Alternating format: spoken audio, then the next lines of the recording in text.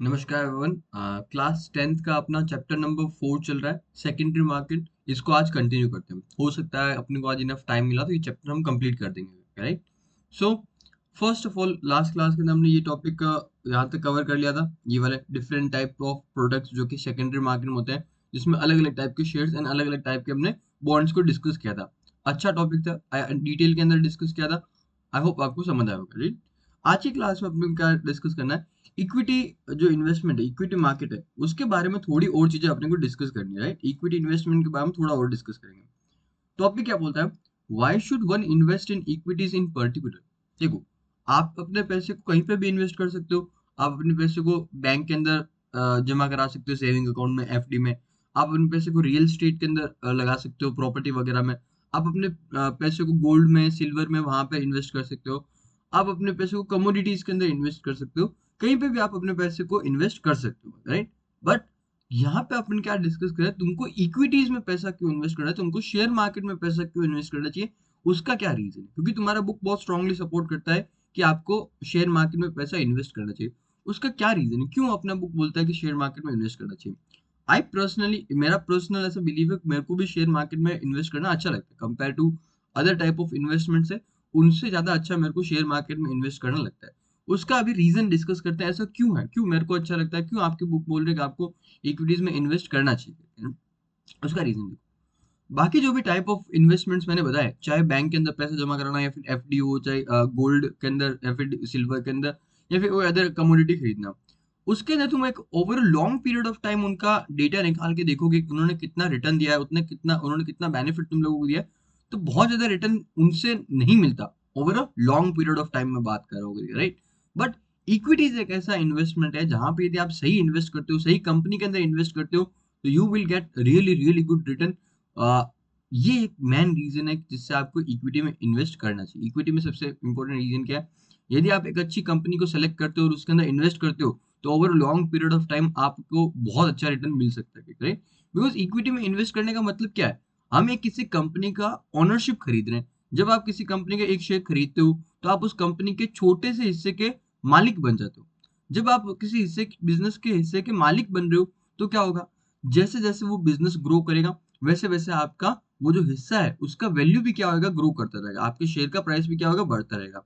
तो इंपॉर्टेंट क्या है, यदि आपने अच्छी कंपनी के शेयर्स खरीदे, अच्छी कंपनी के अंदर इन्वेस्ट किया, तो विद टाइम आपके उसका वैल्यू बहुत ज्यादा बढ़ेगा। ये एक सबसे इंपॉर्टेंट रीजन है जिसकी वजह से हम क्या करते हैं, इक्विटीज के अंदर इन्वेस्ट करना ज्यादा प्रेफर करते हैं compare to other type of investments, right? थोड़ा मैं आपको बताना चाहता हूँ डेटा के साथ में किस तरीके से इक्विटी में इन्वेस्ट करना is like much much better. तुम देखोगे ये क्या है, निफ्टी 50। निफ्टी 50 बेसिकली क्या है, अपना जो स्टॉक एक्सचेंज है, नेशनल स्टॉक एक्सचेंज, दो स्टॉक एक्सचेंज हमने, national stock exchange and Bombay stock exchange. National stock exchange NSC, उसका जो इंडेक्स है दैट इज निफ्टी 50। ये क्या होता है बेसिकली, इंडिया की टॉप 50 कंपनी, उनकी एक लिस्ट होती है, ठीक है? इंडेक्स निफ्टी 50 क्या है, एक इंडेक्स है जो कि इंडिया की टॉप 50 कंपनी इसके अंदर इंक्लूडेड है। जैसे कि रिलायंस, एचडीएफसी बैंक, आईसीआईसी बैंक, आईटीसी, इन्फोसिस, टीसीएस, इस तरह की इसमें क्या है, टॉप 50 कंपनीज इंक्लूडेड है। उन टॉप 50 कंपनीज ने एक लॉन्ग टाइम के अंदर किस तरीके से परफॉर्म किया, ये इंडेक्स बताता है, ठीक है? इन 50 कंपनी ने ऑन एन एवरेज किस तरीके से परफॉर्म किया, ये बताता है अपने को ये इंडेक्स। तुम देखो, आज के दिन क्या हुआ, आज जब शेयर मार्केट स्टार्ट हुआ, तो 0.27% ये थोड़ा गिरा, राइट? थोड़ा अपना एक साल का टाइम पीरियड लेते हैं, एक साल में भी तुम देखो तो कुछ खास रिटर्न नहीं दिया, 0.1% गिरा है। उसका रीजन क्या है, बिकॉज अभी वो वॉर चल रहा था, यूएस ईरान इजराइल के बीच में वॉर चल रहा था, क्रूड ऑयल का बहुत शॉर्टेज हो गया था। इस चक्कर में अपना शेयर मार्केट पिछला कुछ एक साल के अंदर गिरा है। बट यदि मैं 5 साल का टाइम पीरियड लूँ, तो 5 साल के अंदर तुम नोटिस करोगे यहाँ पे कि अपना 50% से ये बढ़ा है। ये इसकी इंडेक्स कितने से बढ़ा है, 50% बढ़ा, मतलब तुमको 50% रिटर्न मिला। अब मैक्सिमम टाइम पीरियड लेते हैं करके, जब से ये स्टार्ट हुआ उस दिन से लेके आज तक का देखो तुम, ये अपने को ये इंडेक्स जो अपना चार्ट अपने पास अवेलेबल है, दैट इज फ्रॉम 1 जनवरी 1999 से अपने पास अवेलेबल है। उस टाइम पे देखो ये इंडेक्स का वैल्यू था 890, ₹890 इसका वैल्यू था। आज कितना वैल्यू हो गया इसका, हो गया 24,570 रुपए। मतलब क्या है, 2658% इंक्रीज देखने को मिला है, ठीक है? जो अपने इंडिया की टॉप 50 कंपनी है जो कि निफ्टी 50 इंडेक्स के अंदर आती है, वो ओवरऑल उन्होंने क्या किया, ऑन एन एवरेज क्या क्या आपको 2658% का रिटर्न दिया है, राइट? ये इस टाइम पीरियड के अंदर, इस टाइम पीरियड बोले तो कितना, 27 साल के अंदर। और अभी तुम यहाँ पे देखो तो 2658% का मतलब क्या, 26 टाइम। मतलब कि तुमने यदि इस टाइम पे 1 जनवरी 1999 पे 1 लाख रुपए इन्वेस्ट किया होता निफ्टी में, तो आज तुम्हारा पैसा कितना होता, 26 लाख रुपए तुम्हारा पैसा होता। आज तुम्हारा इन्वेस्टमेंट की वैल्यू कितनी होती, 26 लाख रुपए। 1 लाख तुम्हारा आज 26 लाख रुपए बन जाता। इतना अच्छा इन्होंने रिटर्न दिया है, राइट। ये तो हुई बात निफ्टी 50 की, जहां पे टॉप 50 कंपनीज इंक्लूडेड है, राइट। तुम सेलेक्टेड कंपनीज के अंदर इन्वेस्ट कर सकते हो, तुम सिर्फ रिलायंस का शेयर खरीद सकते हो, तुम सिर्फ आईटीसी का शेयर खरीद सकते हो। तो अभी देखते हैं कुछ इंडिविजुअल स्पेसिफिक कंपनीज का, देखते हैं उन्होंने किस तरीके का रिटर्न दिया, राइट। पहले पॉपुलर कंपनी से स्टार्ट करते, रिलायंस का रिटर्न देखते हैं उसने कैसा रिटर्न दिया करके। तो रिलायंस शेयर प्राइस, सी, ये रिलायंस का शेयर प्राइस है। रिलायंस ने देखो तो 5 साल के अंदर कितना रिटर्न दिया, 27% रिलायंस ने 5 साल में रिटर्न दिया। बहुत ज्यादा रिटर्न तो नहीं है, बट स्टिल मैक्सिमम देखते हैं स्टार्टिंग से लेके अब तक का। स्टार्टिंग से लेके अब तक का रिलायंस का तुम रिटर्न देखोगे, स्टार्टिंग ये है अपना 5 जुलाई 2002 से, जब से ये लिस्ट हुआ अपना रिलायंस का शेयर, राइट।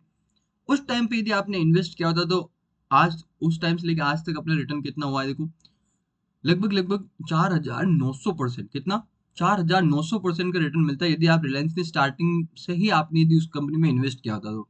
इसका मतलब क्या है, यदि आपने उस टाइम पे 1 लाख रुपए इन्वेस्ट किया होता, तो आज वो इन्वेस्टमेंट का तुम्हारा वैल्यू कितना होता, 49 टाइम्स उसका वैल्यू होता, विच इज 49 लाख रुपीज तुम्हारा ये इन्वेस्टमेंट का आज उसका वैल्यू है। कितना, 49 लाख रुपीज उसका वैल्यू होता है, राइट। ये एक रिलायंस बहुत बड़ी पॉपुलर कंपनी है, बट इसके अलावा भी बहुत सारी कंपनीज है जिन्होंने बहुत जबरदस्त रिटर्न दिया। तो अभी मैं कुछ उन कंपनीज का एग्जाम्पल लेना चाहता हूँ जिन्होंने बहुत ही ज्यादा अच्छा रिटर्न दिया है। रिलायंस ने तो फिर भी इतना रिटर्न नहीं दिया जितना कि हम चाहते हैं रिटर्न करके, राइट। तो वो कुछ उन कंपनीज का एग्जाम्पल लेते हैं जिन्होंने बहुत अच्छा रिटर्न दिया। I will take example of HDFC bank. HDFC bank का शेयर प्राइस देखो ना। एचडीएफसी बैंक के सीधा मैक्स वाला ही लेता हूँ मैं, क्योंकि अब तक उसने टोटल कितना रिटर्न दिया। स्टार्टिंग में जब वो अगेन 1 जनवरी 1999 को जब ये स्टार्ट हुआ, जो इंडेक्स अपने पास अवेलेबल है, उस टाइम पे उसका प्राइस कितना था, एक शेयर का 2.76 रुपीज का प्राइस था। आज कितना हो गया, 732 रुपीज का प्राइस हो गया। मतलब कि यदि आपने स्टार्टिंग से लेके अब तक इन्वेस्ट किया होता उस कंपनी के अंदर, तो आपको 26,000% का रिटर्न मिलता। कितना, 26,000% का रिटर्न मिलता। इसका क्या मतलब है, आपका पैसा 264 टाइम्स बढ़ता। यदि आपने 1 लाख रुपए इन्वेस्ट किया तो आज आपका पैसा होता 2 करोड़ 64 लाख रुपए होता। एक और कंपनी का एग्जांपल लेना चाहूंगा ताकि आपको पता चले कि शेयर मार्केट में कितना ज्यादा स्कोप होता है अपने को। Kotak Mahindra bank share price, ये देखो, इसका अगेन सीधा रहते हैं। ये देखो इसने कितना रिटर्न दिया स्टार्टिंग से लेके अब तक, देखो अगेन 2001 से ये कंपनी आई थी, वहां से लेके अब तक का इसका रिटर्न देख लो, 80,000%, ऑलमोस्ट 81,000% का, राइट। इतना ज्यादा रिटर्न दिया गया। इसका क्या मतलब है, यदि आपने इसको स्टार्टिंग में इन्वेस्ट किया होता तो आज आपका पैसा कितना, 809 टाइम्स बढ़ता। कितना, 809 टाइम्स आपका पैसा बढ़ता। विच मीन्स तुम्हारा 1 लाख रुपए आज कितना हो जाता, 8 करोड़ रुपए और 90,000 रुपया, 8 करोड़ रुपए के आसपास तुम्हारा वैल्यू रहता है। इन शॉर्ट ऐसा बोलोगे, राइट। 1 लाख रुपए कितना हो रहा है, 8 करोड़ रुपए हो रहा है, right. This is how much return a particular good investment in equity can give you, right. तुमने यदि अच्छी कंपनी को सेलेक्ट किया और लॉन्ग टाइम तक उसके अंदर इन्वेस्ट करके रखा, इतना ज्यादा रिटर्न तुमको मिल सकता है। ये पॉसिबल है सिर्फ और सिर्फ इक्विटीज के अंदर पॉसिबल होता है, सिर्फ और सिर्फ शेयर मार्केट में ये पॉसिबल है। और किसी टाइप ऑफ इन्वेस्टमेंट के अंदर इतना ज्यादा रिटर्न जनरेट करना पॉसिबल ही नहीं है, राइट। तो this is the one reason जिसकी वजह से शेयर मार्केट में इन्वेस्ट करना मेरे को पर्सनली बहुत अच्छा लगता है, एंड बहुत सारे अदर लोगों को भी इन्वेस्ट करना अच्छा लगता है, राइट ना। बट एक बात हमेशा याद रखना, कंडीशन क्या है, इतना अच्छा तुमको रिटर्न मिल सकता है, बिल्कुल मिल सकता है, लोगों को मिलता भी है। बट कंडीशन है तुमको अच्छी कंपनी सेलेक्ट करना आना चाहिए, उस कंपनी, अच्छी कंपनी को आइडेंटिफाई करना आना चाहिए। और अच्छी कंपनी को आइडेंटिफाई कैसे करते हो, उसका थोड़ा रिसर्च करते हो, उसके फंडामेंटल एनालिसिस करते हो, उसका प्रॉफिट, सेल्स, फ्यूचर ग्रोथ, ये सारी चीजें देखते हो, फिर तुम उसके अंदर इन्वेस्ट करते हो। तुमने यदि गलत कंपनी इन्वेस्ट किया, राइट, तो तुम्हारा हो सकता है पैसा डूब भी जाए। तो वैसे एग्जाम्पल लेना भी जरूरी है ताकि तुम कंप्लीट नॉलेज लेके जाओ। ऐसा ऐसा हाफ नॉलेज नहीं लेके जाना कि इक्विटी में इन्वेस्ट किया, लॉन्ग टाइम तक रखा तो पैसा बढ़ेगा ही बढ़ेगा, नॉट नेसेसरी। यदि आपने गलत कंपनी में इन्वेस्ट किया तो आपका पैसा डूब भी सकता है। For let's take an example of Paytm का एग्जांपल लेते हैं। पेटीएम शेयर प्राइस देखो, देखो पेटीएम के केस में देखो, अगेन सीधा अब तक का पूरा देखते हैं। जब पेटीएम आया था 2021 के अंदर पेटीएम आया था, राइट, तब उसका एक प्राइस था कितना, 1560 रुपए था, राइट। आज उसका प्राइस कितना चल रहा है, 1441 रुपए। मतलब कि 2021 से लेकर अब तक 5 साल हो गए। 5 साल में पेटीएम ने 0% रिटर्न दिया है। और रिटर्न तो छोड़ो, इसने तुम्हारा पैसा डुबाया है। तुमने यदि स्टार्टिंग में 5 लाख रुपए इन्वेस्ट किया होता तो आज तुम्हारा उसका स्टार्टिंग में यदि 1 लाख रुपए इन्वेस्ट किया होता पेटीएम के, तो आज तुम्हारा उसके वैल्यू कितना होता, करीब करीब 93,000 के आसपास तुम्हारा उसका वैल्यू रहता। बढ़ेगा नहीं, गिर जाएगा, राइट। ये होता है यदि तुम गलत कंपनी को सेलेक्ट करते हो। एक और तो भयंकर एग्जांपल लेना चाहता हूँ करके मैं, ताकि तुमको पता चले कि गलत कंपनी यदि आपने सेलेक्ट किया, बहुत ही बकवास कंपनी सेलेक्ट किया, तो आपका इन्वेस्टमेंट कितना गिर सकता है। ठीक है, रिलायंस पावर शेयर प्राइस, ये क्या है, रिलायंस पावर है, राइट। मेन रिलायंस कंपनी उसकी बात नहीं कर रहा हूँ, रिलायंस पावर की कंपनी है, वो अनिल अंबानी की कंपनी हुआ करती थी, तो उसकी बात कर रहा हूँ। तो उसके अंदर देखो आज इसका प्राइस कितना है, 24 रुपए। बट जब इसका आईपीओ आया था, राइट, ये जब कंपनी लिस्ट हुई थी उस टाइम पे 2008 के अंदर, 2008 के अंदर ये देखो उस टाइम पे इसका प्राइस कितना, 240 रुपए। और वहां से लेके अब तक कुछ भी रिटर्न नहीं दिया, उल्टा तुम्हारा पैसा डूबा है करके। 240 रुपए का शेयर आज कितने पे, 24 रुपए में बिक रहा है, राइट। 90% इन्वेस्टर्स का पैसा यहाँ पे लॉस हुआ, ये देखो 90% का तुमको क्या हुआ, लॉस हुआ उस टाइम से लेके अब तक। उस टाइम पे तुमने 1 लाख रुपए इन्वेस्ट किया होता और आज तक उसको पकड़ के रखा होता उस शेयर को, तो तुम्हारा 1 लाख का वैल्यू आज सिर्फ 10,000 रुपए होता। 90% तुम्हारा पैसा चला जाता, राइट। तो ये होता है यदि तुम गलत कंपनी को इन्वेस्ट करते हो, राइट। तो तुमको इक्विटीज में बहुत जबरदस्त रिटर्न मिल सकता है, कंडीशन है तुमने अच्छी कंपनी के अंदर सेलेक्ट किया, लॉन्ग टाइम तक इन्वेस्ट करके रखा। बट यदि ऐसी आलतू फालतू कंपनी सेलेक्ट किया तो तुम्हारा पैसा डूब भी सकता है, राइट। वर्स्ट केस सिनेरियो क्या, पैसा जीरो हो सकता है। पैसा जीरो कभी होएगा, जब कंपनी ही बंद हो जाए, कंपनी बंद हो जाएगी तुम्हारा पैसा जीरो हो जाएगा, राइट। तो अच्छी कंपनीज के अंदर इन्वेस्ट करो। इसके लिए बोलते हैं वो टिप बेसिस पे इन्वेस्टमेंट नहीं करना चाहिए। किसी ने भी तुमको एडवाइस दे दिया, हेरे गेरे नत्थु गेरे ने कोई एडवाइस दे दिया तुमको, तो उसको नहीं सुनना है, राइट। खुद का एनालिसिस करना, that is most important thing. तो वो अपना एनालिसिस करो एंड देन खुद से इन्वेस्ट करो, राइट। इसीलिए ये सब्जेक्ट पढ़ते हैं ताकि तुम अच्छे से कैसे एनालाइज कर सकते हैं, कैसे मार्केट को समझते हैं, वो समझो और उसके बाद में इन्वेस्ट करोगे, राइट। तो इस नोट पे आगे बढ़ते हैं अपना। देन आई होप तुमको अच्छे से एक्सप्लेन किया होगा मैंने ना। अब इसको देखते हैं। When you buy a share of a company, जब आप कंपनी का शेयर खरीदते हो करके, you become a shareholder in that company। जब आपने शेयर खरीदा तो आप उस कंपनी के शेयर होल्डर बन जाते हो। शेयर होल्डर का मतलब क्या है, जिसके पास शेयर्स हो करके, राइट, जो शेयर होल्ड करके रखता है। Shares are also known as equity, shares को तुम इक्विटी बोल दो। इसके लिए हम इक्विटी मार्केट भी बोलते हैं, कभी शेयर मार्केट भी बोलते हैं, दोनों का मतलब सेम होता है। Equity market, share market, stock market, तीनों सेम चीज है। Equities have the potential to increase in value over time. Equity में क्या होता है, पोटेंशियल होता है कि वो इक्विटीज में इन्वेस्ट करते हो, शेयर्स में इन्वेस्ट करते हो, तो यहाँ पे पोटेंशियल है कि वो टाइम के साथ में इंक्रीज हो सकता है उसका वैल्यू करके, राइट। बट अच्छी कंपनी सेलेक्ट करते हो, बुरी कंपनी सेलेक्ट करते हो तो कम भी हो सकता है। Research studies have proved that equity returns outperform the return of most other forms of investment in long term. Long term के अंदर ज्यादातर जो अदर टाइप्स ऑफ इन्वेस्टमेंट्स होते हैं उनको उनसे बेटर परफॉर्म करता है इक्विटीज, राइट। तुम बोलोगे कि यार अभी अभी गोल्ड ने सिल्वर ने इतना अच्छा रिटर्न दिया करके, मानता हूँ पिछले 1-2 साल में गोल्ड ने सिल्वर ने बहुत अच्छा रिटर्न दिया। बट ये चीज ध्यान रखना, वो इतना अच्छा रिटर्न देने के बाद में उनका गोल्ड और सिल्वर दोनों का प्राइस बहुत सिग्निफिकेंटली गिर भी गया है इस साल करके, तो ये भी चीज माइंड में रखना। एंड हम यहाँ पे बात करें लॉन्ग टर्म रिटर्न की बात करें, लॉन्ग टर्म रिटर्न अभी भी तुम यदि गोल्ड सिल्वर का निकालते हो तो बहुत ज्यादा रिटर्न अभी भी नहीं है करके, राइट। तो बस ये चीज ध्यान रखना कि हम यहाँ पे लॉन्ग टर्म की बात कर रहे हैं। Now investor buy equity shares और equity based mutual fund. Equity में इन्वेस्ट करना तो दो तरीके हैं, पहला तो तुम कंपनी के डायरेक्टली शेयर खुद से खरीद लो करके, इसको बोलते हैं डायरेक्ट इन्वेस्टिंग। दूसरा, तुमको खुद से इतना नॉलेज नहीं है कि किस तरीके से कंपनीज आइडेंटिफाई करते हैं, उनमें इन्वेस्ट कैसे करते हैं, तो तुम म्यूचुअल फंड के थ्रू क्या कर सकते हो, इक्विटीज में इन्वेस्ट कर सकते हो। म्यूचुअल फंड अगला चैप्टर रहेगा, उसके अंदर डिस्कस करेंगे किस तरीके से वो काम करता है।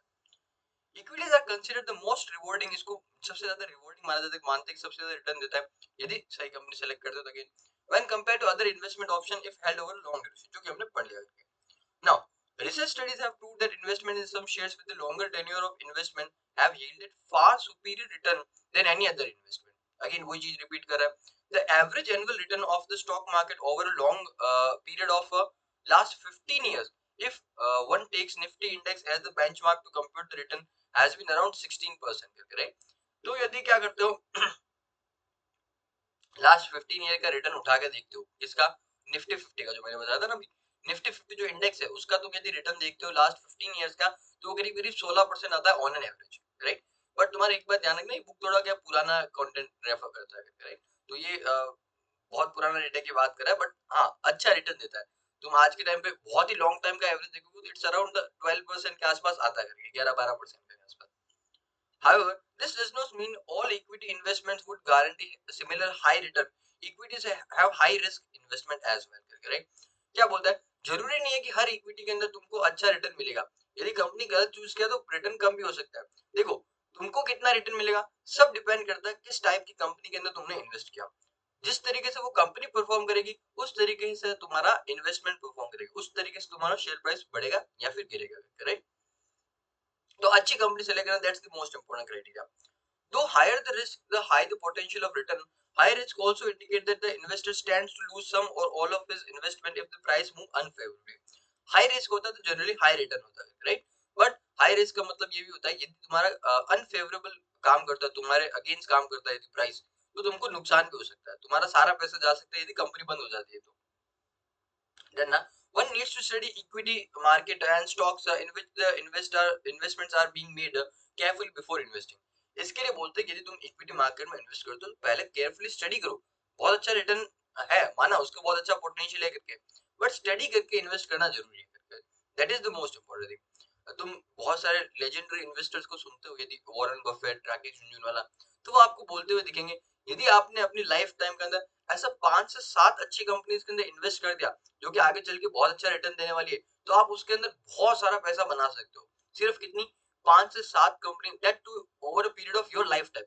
यदि आपने अपने लाइफ में सिर्फ ऐसे 5-7 कंपनी, अच्छी कंपनीज के अंदर इन्वेस्ट कर दिया, तो वो आपको बहुत अच्छा रिटर्न दे देगी, राइट।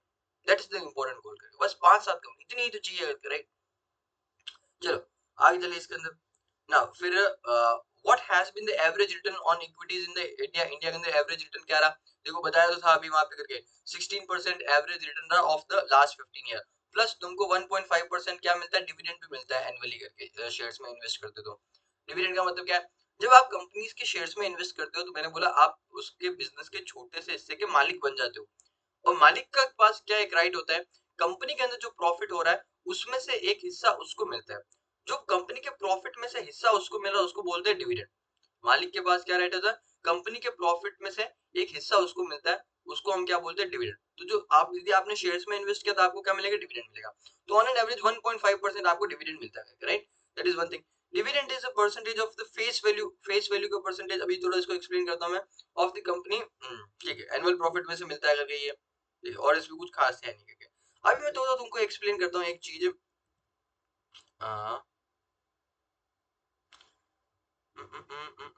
चलो नोट पेड यहाँ पे बोलते हैं। सी,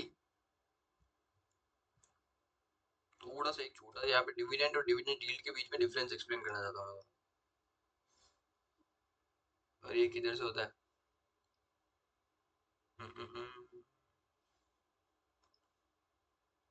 आई डोंट नो, छोड़ो इसको, यहीं पे थोड़ा एक्सप्लेन करते हैं कहीं पे जगह बना के। देखो दो चीज होता है अपना। First thing is your dividend percentage. पहला चीज क्या है, डिविडेंड परसेंटेज, जो कि यहाँ पे अपनी बुक के अंदर भी यहाँ पे दे रखा था ना, ये वाला, ये डिविडेंड परसेंटेज दे रहेगा। दूसरा होता है क्या, dividend yield, dividend yield percentage. दोनों में एक छोटा सा डिफरेंस होता है। डिविडेंड यील्ड, सॉरी, डिविडेंड जो होता है ये तुम्हारा कैलकुलेट होता है शेयर की फेस वैल्यू पे। डिविडेंड यील्ड तुम्हारा कैलकुलेट होता है उसके शेयर का जो मार्केट प्राइस चलता है उस पे कैलकुलेट होता है, ठीक है। लेट्स से कि कंपनी ने डिविडेंड डिक्लेयर किया कितने का, 5 रुपए का डिविडेंड डिक्लेयर किया कंपनी ने, कितने का डिविडेंड डिक्लेयर किया, 5 रुपए पर शेयर कंपनी ने डिविडेंड डिक्लेयर किया, राइट। एंड हम एग्जांपल लेते हैं रिलायंस का। रिलायंस ने क्या किया, 5 रुपए पर शेयर उसने डिविडेंड डिक्लेयर किया करके, राइट। तो उस केस में क्या होगा, रिलायंस के केस में उसका फेस वैल्यू कितना है, 10 रुपए, कितना है, 10 रुपए, और उसके ऊपर इसने क्या 5% का डिविडेंड दिया। तो इसका मतलब क्या है, 50% डिविडेंड दिया।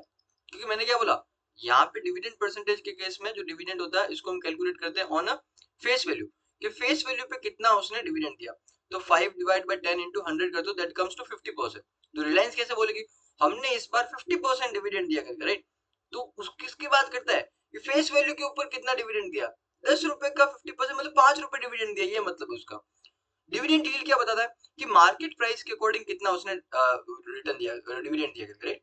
मार्केट प्राइस रिलायंस के चल रहा है 1300 रुपए, और इसके ऊपर यदि मैं कैलकुलेट करता हूँ डिविडेंड यील्ड, तो 5 रुपए इसका आता है कितना, 1% और 0.5%, तो लेस देन 0.5%, कितना, लेस देन 0.5%,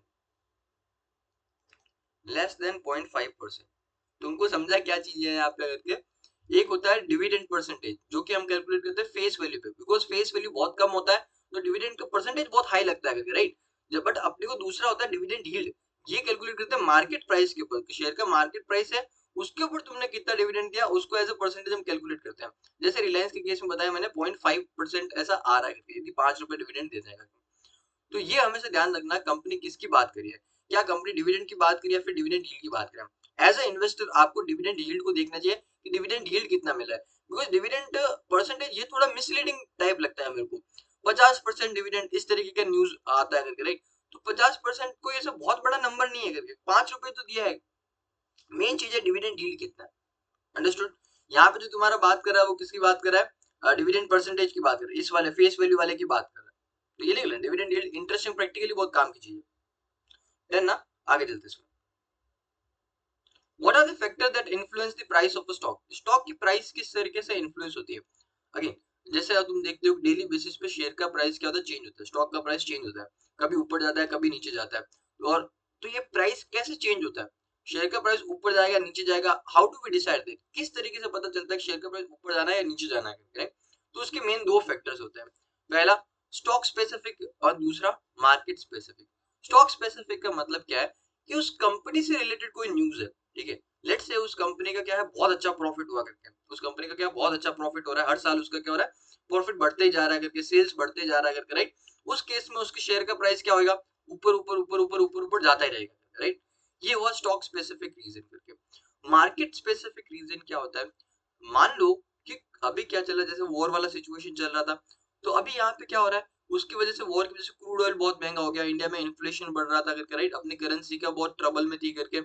इन सब रीजंस की वजह से अपनी कंट्री के अंदर जितने भी बिजनेसेस थे सबको थोड़ा थोड़ा नुकसान हो रहा था। ओवरऑल शेयर मार्केट क्या कर रहा था, गिर रहा था करके, राइट। जब ओवरऑल शेयर मार्केट गिर रहा है तो उसके अंदर जनरली आपका बिजनेस भी देखा जाएगा कि गिरेगा। आपका बिजनेस बहुत अच्छा परफॉर्म कर रहा है, राइट, ईयर ऑन ईयर अभी भी आपको प्रॉफिट हो रहा है करके, सब कुछ अच्छा है करके, बट ओवरऑल मार्केट गिर रहा है, ओवरऑल अपनी इकोनॉमी अच्छा परफॉर्म नहीं कर रही है। तो उस केस में क्या होगा, टेम्परेली हो सकता है आपका आपका शेयर भी क्या हो, थोड़ा गिरे, राइट। आपका बिजनेस क्या अच्छा परफॉर्म कर रहा था, आपका शेयर भी बढ़ रहा था, फिर मार्केट ओवरऑल खराब परफॉर्म करने लगा because of war and all that, तो आपका शेयर प्राइस भी गिर जाएगा। बट जैसे ही मार्केट वापस अच्छा परफॉर्म करने लगेगा, आपकी कंपनी भी अच्छी परफॉर्म करिए, तो वापस आपका शेयर प्राइस बढ़ने लग जाएगा। इस तरीके से ये अपना शेयर प्राइस जनरली मूव करता है। यदि कंपनी अच्छा परफॉर्म करती है तो बढ़ता रहेगा बढ़ता रहेगा बढ़ता रहेगा, बट यदि बीच में यदि मार्केट थोड़ा खराब परफॉर्म करे थोड़ा गिर भी सकता है, बट फिर जैसे ही वापस मार्केट अच्छा परफॉर्म करने लगेगा तो वापस आपके शेयर बढ़ने लग जाएगा, राइट। जो लॉन्ग टर्म के अंदर शेयर का प्राइस का मूवमेंट डिसाइड होगा, वो डिसाइड होता है based on stock specific reason.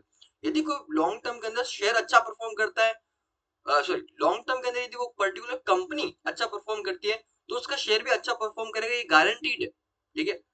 Short term में हो सकता है कि मार्केट स्पेसिफिक रीजन, जैसे कि ये वॉर हो गया या फिर कोई ऐसा खराब बजट हो गया या फिर अच्छा बजट हो गया, तो उनसे क्या हो सकता है तुम्हारा शेयर प्राइस अफेक्ट हो सकता है just for the short term.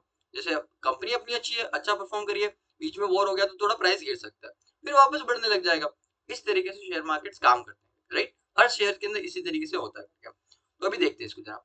The stock specific factor is related to people's expectation about the company, its future earning capacity, its financial health and management, level of technology and marketing skill. Stock specific reason किसके ऊपर depend करता है, company के performance पे। लोगों को क्या लगता है कि कंपनी का फ्यूचर में क्या परफॉर्मेंस होगा, कितना प्रॉफिट कमाएगी, कितना सेल्स होगा, उसका मैनेजमेंट कैसा है करके, राइट, उसका स्ट्रेटेजी कैसा है, इन सब चीजों पे डिपेंड करता है कंपनी का किस तरीके से शेयर प्राइस मूव करेगा स्टॉक स्पेसिफिक रीजन के अंदर। The market specific factor is influenced by investor sentiment toward the stock market as a whole. Market specific factor में क्या होता है, जो stock market as a whole मतलब पूरे पूरे स्टॉक मार्केट का हम देखते हैं। Then this factor depend on the environment rather than the performance of any particular company. ये पूरे पूरे अपना सिचुएशन पे डिपेंड करता है, ग्लोबली या फिर अपने पूरे कंट्री का सिचुएशन पे डिपेंड करता है। Even favorable to economy, political or regulatory environment like high economic growth, high friendly budget, stable government, etc. can fuel euphoria in the investors. यदि अच्छा अपना इकोनॉमी परफॉर्म कर रहा है, मतलब अपने कंट्री का जीडीपी बढ़ रहा है, ठीक है, अपनी कंट्री का गवर्नमेंट स्टेबल है, और बजट जो आ रहा है हर साल अपना गवर्नमेंट बजट लेके आती है ना, यदि वो बजट अच्छा लेके आ रही है, करके बिजनेस फ्रेंडली बजट लेके आ रही है, तो उस सिचुएशन में क्या होगा, एक यूफोरिया होगा इन्वेस्टर्स, यूफोरिया मतलब अच्छा माहौल रहेगा, वो लोग और इन्वेस्ट करते जाएंगे करके, राइट, एंड शेयर प्राइस बढ़ने लग जाता है करके, right? ये होता है क्या, मार्केट स्पेसिफिक रीजन के अंदर। ये तो अच्छी अच्छी चीजें बताई, खराब चीजें भी हो सकता है, बजट खराब भी हो सकता है, गवर्नमेंट अनस्टेबल भी हो सकता है, वॉर वगैरह भी हो सकता है, तो वहां पे उल्टा काम करेगा, प्राइस नीचे गिरने लग जाएगा। डन ना। फिर क्या, on the other hand unfavourable event, देखो ये बता दिया, जैसे वॉर है, इकोनॉमिक क्राइसिस है, या फिर अपना कम्युनल राइट्स है, दंगे वगैरह हो गए, माइनॉरिटी गवर्नमेंट है, मतलब जहाँ पे क्या कोलिजन के अंदर मिलके बनाते हैं ना, मिली जुली सरकार जिसको बोलते हैं, वैसे केस है, तो वहां पे थोड़ा मार्केट थोड़ा गिर भी सकता है। Depress the market irrespective of certain companies performance performing well, क्या बोलता है, दिस इज इंपॉर्टेंट, कंपनी अच्छा परफॉर्म करिए तो भी टेम्पररी क्या कर सकता है, उसको प्राइस को गिरा सकता है, यदि ओवरऑल मार्केट खराब परफॉर्म कर रहा है, टेम्परेरी गिरा सकता है, ठीक है। However, the effect of market specific generally short term. This is important line है, मार्केट स्पेसिफिक फैक्टर का इफेक्ट क्या होता है, जनरली शॉर्ट टर्म के लिए होता है। Despite ups and downs, price of a stock in the long term get stabilised based on the stock specific factor. Temporarily ups and downs आते रहेंगे, प्राइस ऊपर जाएगा नीचे जाएगा, बट लॉन्ग टर्म के अंदर जो शेयर का प्राइस रहेगा वो डिसाइड होएगा based on the company specific factor, company जैसा परफॉर्म करेगी उस तरीके से तुम्हारा प्राइस जाएगा। Therefore a prudent advice to all the investors to analyse and invest and not speculate in this. Analyse करो, इन्वेस्ट करो, लॉन्ग टर्म के लिए स्टे करो, शॉर्ट टर्म में बीच बीच में जो प्राइस का अप्स एंड डाउन आ रहा है उससे ज्यादा दिमाग मत लगाओ, लॉन्ग टर्म वो अपना फोकस होना चाहिए। डन ना। आगे चलते हैं, what is meant by term growth stock and value stock. Growth stock क्या होता है, वैल्यू स्टॉक क्या होता है, उसको जरा समझते हैं, राइट। मेनली यहाँ पे अपने को जो जितने भी कंपनीज के शेयर देखने को, जितने भी कंपनीज के स्टॉक देखने को मिलते हैं, आप उसको ब्रॉडली दो कैटेगरी में बांट सकते हो। पहला कौन सा, ग्रोथ शेयर्स, दूसरा कौन सा, वैल्यू स्टॉक्स, राइट। या फिर इसको मैं ग्रोथ कंपनीज या फिर वैल्यू कंपनीज बोल सकता हूँ। ग्रोथ स्टॉक्स या फिर ग्रोथ शेयर्स क्या रहेंगे, ये उन कंपनीज के शेयर्स रहते हैं जो कि अभी ग्रोथ स्टेज के अंदर है, जिनका बिजनेस बहुत ही अच्छे से क्या कर रहा है, ग्रो कर रहा है। जैसे कि ग्रोथ स्टेज, ग्रोथ कुछ शेयर्स के एग्जांपल है, तो आज के टाइम पे जो भी एआई रिलेटेड शेयर्स रहेंगे, टेक्नोलॉजी रिलेटेड शेयर्स रहेंगे, ये क्या है, सब ग्रोथ फेज के अंदर है, राइट। कुछ एग्जांपल यदि मेरे को लेने हो करके, तो जैसे कि तुम चैट जीपीटी ले लो, चैट जीपीटी शेयर मार्केट में लिस्टेड नहीं, तो उसका एग्जांपल लेता हूँ। गूगल का एग्जांपल ले लो, गूगल कंपनी अभी क्या बहुत ग्रोथ स्टेज में, हर साल बहुत अच्छा ग्रो कर रही है। एनवीडिया कवर के कंपनी है करके, जो एआई रिलेटेड वो चिप्स वगैरह बनाती है, जबरदस्त उसने ग्रोथ कर रही है करके, right, day by day grow की जा रही है। सैमसंग करके कंपनी है, ठीक है, उसने भी अभी पिछले कुछ टाइम के अंदर बहुत अच्छा परफॉर्म किया करके, राइट। तो ये सब क्या है, ये ग्रोथ स्टेज के अंदर कंपनीज होती है, राइट, जो कि बहुत अभी ज्यादा क्या करे, ग्रो कर रही है, हर साल बहुत अच्छा ग्रो कर रही है। ये हुआ, इन कंपनीज के अंदर इन्वेस्ट कर सकते हो। इनका प्राइस जनरली क्या होता है, थोड़ा हाई रहता है। दूसरे एंड पे आता है क्या, value stocks, right. Value stocks का क्या मतलब होता है, ये वो कंपनीज होती है जो कि अच्छी कंपनीज है, ये कंपनीज क्या है, अच्छी कंपनीज है, हर साल थोड़ा थोड़ा अच्छा परफॉर्म करती है करके, बट ग्रोथ स्टॉक जितना अच्छा परफॉर्म नहीं कर रही है, but these are good companies, हर साल अच्छा परफॉर्म भी करती है एंड लॉन्ग टर्म के अंदर आपको अच्छा रिटर्न दे सकती है। वैल्यू स्टॉक का स्पेसिफिक कैरेक्टरिस्टिक क्या होता है, स्पेसिफिक फीचर क्या होता है, ये वो स्टॉक्स होते हैं जो कि मार्केट में अभी थोड़े क्या नेग्लेक्टेड है, कंपनी बहुत अच्छी है बट शेयर मार्केट के अंदर उसका बहुत अच्छा प्राइस नहीं है, कंपनी अच्छी है बट शेयर मार्केट में उसका बहुत अच्छा प्राइस नहीं है। तो तुम क्या करते हो, ऐसी कंपनीज को आइडेंटिफाई करते हो which are good companies, but अभी उनका प्राइस क्या अच्छा नहीं है, ताकि तुम उनके अंदर इन्वेस्ट करो, एंड आज नहीं तो कल पूरा मार्केट को रियलाइज होगा कि यार ये तो बहुत अच्छी कंपनी है और इसका प्राइस बहुत कम है, तो लोग भी उसके अंदर इन्वेस्ट करेंगे और उसका प्राइस धीरे धीरे बढ़ेगा। वैल्यू स्टॉक में समझा क्या, कंपनी अच्छी है बट अभी उसका प्राइस अच्छा नहीं है, तो तुम क्या करते हो, मतलब प्राइस अच्छा नहीं मतलब अभी प्राइस बहुत कम चल रहा है, तो तुम ऐसी कंपनीज को आइडेंटिफाई करके उनका इन्वेस्ट करते हो और बस बैठते हो। फिर जैसे मार्केट को रियलाइज होगा धीरे धीरे टाइम के साथ में कि यार ये तो बहुत अच्छी कंपनी है करके इसके अंदर इन्वेस्ट करना चाहिए, तो वो लोग भी इस कंपनी में इन्वेस्ट करेंगे और तुम्हारा वैल्यू, इन्वेस्टमेंट का वैल्यू क्या होगा, बढ़ेगा, तुम्हारा शेयर का प्राइस क्या होगा, बढ़ेगा। ये दो अप्रोच होते हैं, तुम्हारा दो टाइप के स्टॉक्स है जिनके अंदर तुम इन्वेस्ट कर सकते हो, right. In the investment world, we come across terms such as growth stock, value stock, etc. Companies whose potential for the growth in sales and earning are excellent are growing faster than the other companies in the market, or other stocks in the same industry are called the growth stock करके। Growth companies कौन सा रहेगा, जिनके अंदर हम expect कर रहे हैं कि इसका प्रॉफिट, इसका सेल्स बहुत अच्छा ग्रो करेगा कंपेयर टू अदर कंपनीज, या फिर कंपेयर टू मार्केट, इसका यदि हमको लगता है ग्रोथ बहुत अच्छा रहेगा, उनको ग्रोथ स्टॉक बोलते हैं, राइट। फिर जैसे अभी वो इलोन मस्क की कंपनी आई थी स्पेस एक्स करके, वो प्योर क्या है, ग्रोथ स्टॉक है, राइट। बिकॉज उस कंपनी के अंदर देखोगे आज वो कंपनी लॉस के अंदर है, बट स्टिल लोगों ने उसके अंदर बहुत इन्वेस्ट किया, बहुत हाई वैल्यूएशन के अंदर इन्वेस्ट किया, बिकॉज लोगों को लगता है कि फ्यूचर में ये कंपनी बहुत अच्छा परफॉर्म करेगी, राइट? तो उनको हम क्या बोलते हैं, ग्रोथ स्टॉक बोलते हैं। These companies usually pay little or no dividend। ये क्या कहती है, डिविडेंड या तो देती नहीं है, या फिर क्या करेगी, बहुत कम डिविडेंड देती है, राइट? तो करती क्या है, उस पैसों का जो प्रॉफिट होता है उसका करता क्या है, instead prefer to reinvest their profits in their business for future expenses. Because आप क्या ग्रोथ स्टेज के अंदर हो, आप अपने बिजनेस को बढ़ाते जा रहे हो, राइट? तो आपके बिजनेस में जो भी प्रॉफिट होएगा वो आप अपने ओनर्स को बांटते नहीं हो, तो उस प्रॉफिट को क्या करते हो, अपने बिजनेस के अंदर वापस इन्वेस्ट करते हो। क्यों इन्वेस्ट करते हो, ताकि बिजनेस को और बड़ा किया जा सकता है, ताकि बिजनेस को और एक्सपेंड किया जा सकता है। ये ग्रोथ स्टेज के अंदर ये रियली कैरेक्टरिस्टिक देखने को मिलती है। ग्रोथ स्टेज वाली कंपनीज डिविडेंड नहीं बांटती है। तुम देख लो, स्पेस एक्स, गूगल, एनवीडिया बहुत ही कम डिविडेंड बांटते हैं, नहीं के बराबर है। आगे चलते हैं, अभी बात करते हैं वैल्यू स्टॉक्स की। वैल्यू स्टॉक्स में क्या होता है, the task here is to look for stocks that have been overlooked by the other investors and which में हैव अ हिडन वैल्यू। ये क्या है, ये वो स्टॉक्स है जिनको बाकी लोगों ने अभी रियलाइज नहीं किया कि ये अच्छी कंपनी है करके, राइट? ऐसी कंपनीज आइडेंटिफाई करना which are good companies, and अब तक बाकी लोगों ने आइडेंटिफाई नहीं किया कि वो good company, you should be like one of the first people जो कि आइडेंटिफाई करे ऐसा। ये हिडन वैल्यू मतलब उसके अंदर वैल्यू है करके, और बट ओवरलुक्ड है, मार्केट ने अभी रियलाइज नहीं किया इस चीज को। These companies may have been beaten down in the price because of some bad event or maybe in the industry that's not fancied by the most investor। In companies के जो share price है वो क्या रहेगा, beaten down रहेगा। Beaten down मतलब थोड़ा कम होंगे करके। उसका रीजन क्या हो सकता है, राइट? कोई बैड इवेंट हो गया करके, कोई भी ऐसा मान लो कि किसी बड़े मैनेजमेंट ने उसकी कंपनी को छोड़ा करके, या फिर उसके प्रोडक्ट में लेट से कोई खाने पीने का प्रोडक्ट है और उस प्रोडक्ट में कोई बाल वाल आ गया, बहुत बड़ा बवाल हो गया और उसकी कंपनी का शेयर प्राइस गिर गया, राइट? बट इससे कंपनी की लॉन्ग टर्म परफॉर्मेंस में कोई फर्क नहीं पड़ेगा। कंपनी उस चीज को रेक्टिफाई करेगी, उस प्रोडक्ट को वापस बुला लेगी और वापस से कंपनी अच्छा परफॉर्म करने लग जाएगी, राइट? तो हो सकता है कोई टेम्परेरी किसी रीजन से उसका प्राइस गिरा हो, या फिर जिस इंडस्ट्री के अंदर वो कंपनी है वो कोई बहुत सा ग्लैमरस इंडस्ट्री नहीं है। जैसे मान लो तुम शुगर मिल लगा के बैठे हो करके, राइट? तो अब शुगर मिल लगा के बैठे, ये कोई ग्लैमराइज्ड इंडस्ट्री नहीं है, राइट? तो यहाँ पे तुम्हारी जो कंपनी है बहुत अच्छी कंपनी हो सकती है, बट हो सकता है तुम्हारी कंपनी की प्राइस बहुत ज्यादा शेयर की नहीं हो करके, राइट? बिकॉज तुम जिस इंडस्ट्री में हो। However, even company that has seen its stock price decline still has assets to its name, building, real estate, inventories, subsidiaries and so on करके। जिनका कंपनीज का प्राइस कम है उनके अंदर भी तो क्या होता है, बहुत सारे एसेट्स होते हैं करके, राइट? जैसे कुछ दिया उनकी बिल्डिंग्स होगी, रियल एस्टेट रहेगा, उनके पास कैश रहेगा, बहुत सारा इन्वेंट्री रहेगा। इन्वेंट्री का मतलब क्या होता है, जो उनका स्टॉक रहता है करके, राइट? बेसिकली मान लो कि मैं बिस्किट्स बनाता हूँ, पार्ले जी कंपनी है, तो उस केस में उसका इन्वेंट्री क्या रहेगा, जो उसने बिस्किट्स बना के रखे बेचने के लिए, वो उसका इन्वेंट्री रहेगा, राइट? सब्सिडरीज क्या होता है, उसकी उसकी ही कंपनीज जो कि वो ओन करता है, राइट? जैसे कि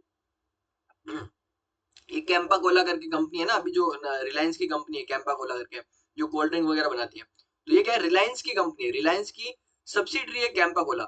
ये कैंपा कोला का ओनर कौन है, रिलायंस है। तो कैंपा कोला क्या होगा, रिलायंस की सब्सिडरी हो गया। तो इस तरीके हर कंपनी की क्या होती है, अपनी कुछ कुछ सब्सिडरीज होती है, तो उन सबसे क्या होता है, उस कंपनी का वैल्यू होता है। So many of these assets still have value, yet the value may not reflect in the stock price। Company के अंदर बहुत अच्छा वैल्यू है, बट हो सकता है वो स्टॉक प्राइस में रिफ्लेक्ट नहीं करा, स्टॉक प्राइस उतना हाई नहीं हो करके जितना कि होना चाहिए। तो value investors look to buy those stocks that are undervalued. वो स्टॉक्स बाय करने की कोशिश करते हैं जो कि अंडर वैल्यूड है, and then hold those stocks until the rest of the market realize the real value of that company's asset। हम अंडर वैल्यूड शेयर्स को आइडेंटिफाई करते हैं, उनमें इन्वेस्ट करते हैं, एंड उनको तब तक होल्ड करके रखते हैं जब तक बाकी मार्केट रियलाइज नहीं करता कि ये बहुत अच्छी कंपनी है और उसके अंदर इन्वेस्ट करना स्टार्ट नहीं करता, right? The value investors tend to purchase the company stock usually based on relationship between the current market price of the company and certain business fundamentals। Like कुछ example क्या fundamentals, जैसे P ratio being below certain absolute limit, dividend yield above a certain absolute limit, total sales at a certain level relative to company's market capitalization और market value। Value investor कैसे identify करेगा कि ये company अच्छी है और इसका share price अभी बहुत ज्यादा बढ़ा नहीं है? तो तुम कुछ चीजें देखते हो, उसका पी रेशियो। पी रेशियो क्या होता है कि तुम्हारा जो टोटल प्रॉफिट है उसका कितना गुना प्राइस है। लेट्स से कि तुम्हारा पी रेशियो कैसे कैलकुलेट बता दो, right? PE ratio, profit divide by sorry price divide by earning, इस तरीके से हम कैलकुलेट करते हैं। लेट्स से कि तुम्हारा एक शेयर प्रॉफिट पर शेयर कितना है, 10 रुपीज है। प्रॉफिट पर शेयर कितना है, 10 रुपीज है करके, राइट? एंड अभी तुम्हारा मार्केट में शेयर प्राइस कितना चल रहा है, 100 रुपए चल रहा है। प्रॉफिट पर शेयर कितना है, ₹10 है और मार्केट में तुम्हारा शेयर प्राइस कितना चल रहा है, ₹100 चल रहा है, तो तुम्हारा पी रेशियो कितना आएगा, 10 का आएगा। पी रेशियो कितने का आएगा, 10 का आएगा, राइट। तुम्हारा यदि प्राइस कितना चल रहा है, ₹200 चल रहा है मार्केट के अंदर शेयर प्राइस, और प्रॉफिट मान लो ₹10 है, तो तुम्हारा पी रेशियो कितना रहेगा, ₹20 रहेगा। ये इस तरीके से कैलकुलेट होता है, price divide by earning per share, price per share divide by earning per share, इस तरीके से पी रेशियो आता है। तो पी रेशियो एक सर्टेन लिमिट के नीचे होना चाहिए, जनरली 15-20, इससे ज्यादा पी रेशियो पसंद नहीं करते वैल्यू इन्वेस्टमेंट के केस में, करेक्ट। और भी बहुत सारी चीजें देखते हो कि तुम्हारा सेल्स कितना है, डिविडेंड यील्ड में जैसे बताया था, डिविडेंड डिवाइड बाय उसका करंट मार्केट प्राइस इनटू 100 करते हो तो डिविडेंड यील्ड आता है, राइट। ये सब चीजें देखते हो एंड फिर तुम इन्वेस्ट करते हो। आई होप तुमको वैल्यू इन्वेस्टमेंट वाला चीज समझा होगा, राइट। आगे चले गया।